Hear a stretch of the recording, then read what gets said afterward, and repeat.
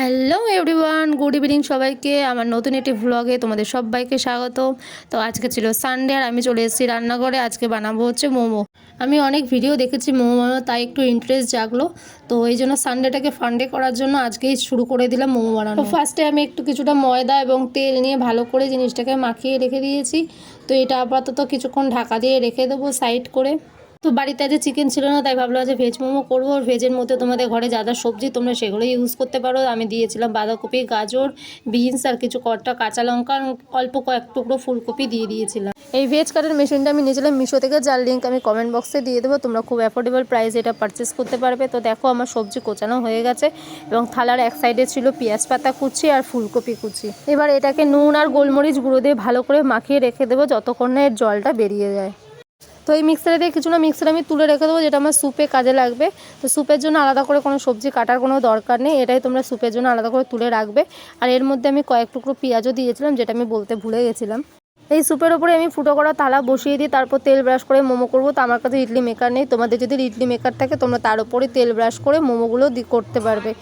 আর এই দেখো আমি নর্মালি একটু মোমো স্টাইল করছি। আর তার আগে বলে দিই, এই পুরটাতে তোমাদের যে বলেছিলাম জল ঝরিয়ে রাখার জন্য, ওটা কিন্তু পুরো জলটাকে ঝরিয়ে রাখতে হবে। পুরো শুকনো যে সবজির যেটা সেটা কিন্তু নিতে হবে, জল থাকলে কিন্তু মোমোর এই যে মুখটা আটকানোর ব্যাপার সেটা কিন্তু হবে না। আমি এই মোমো স্টাইলটা নর্মাল পুরি পিঠের মতনই স্টাইল করছি। তো আমি আরেকটা স্টাইলও করছি, সেটা আমি তোমাদেরকে দেখাচ্ছি। যেহেতু অনেকটা রাত হয়ে গেছিলো এবং সবাই বসেছিল খাওয়ার জন্য, তাই মোটামুটি আমি কয়েকটা পুরি পিঠে ডিজাইন করে মোমো করেছি। এবার পুরি পিঠের যে সাইড দুটো শেষ যে প্রান্ত দুটো আছে সেই প্রান্ত দুটোকে জয়েন্ট করে দিতে হবে, দিয়ে এটা ফুলের আকার করে দিতে হবে।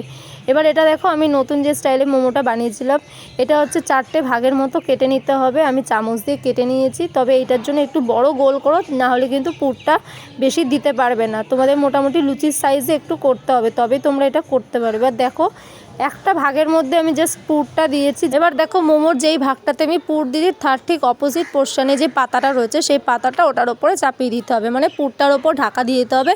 কিছুটা ঝিনুকের মতো দেখতে লাগবে এবং সাইড যেগুলো সেগুলো আঙুল দিয়ে হচ্ছে সেটাকে চেপে দিতে হবে, এরকমভাবে কেটে নিতে হবে। তবে খেয়াল রাখবে যতগুলো এই দিকের ভাগে করবে ততগুলো কিন্তু ওই দিকের ভাগেও করবে। এবার দেখো একটা একটা লাইনকে আমি বেরোনির মতো পাকিয়ে পাকিয়ে পাকিয়ে পাকিয়ে জাস্ট ওখানে জয়েন্ট করে দেবো।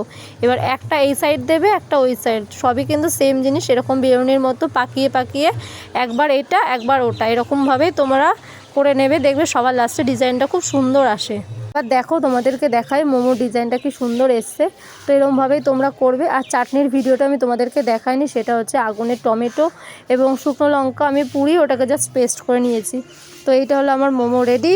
তো তোমাদের ভিডিও কেমন লাগলো এবং আমার মোমোর নতুন ডিজাইন তোমাদের কেমন লাগলো অবশ্যই আমায় কমেন্ট সেকশানে জানাবে। আপাতত টাটা।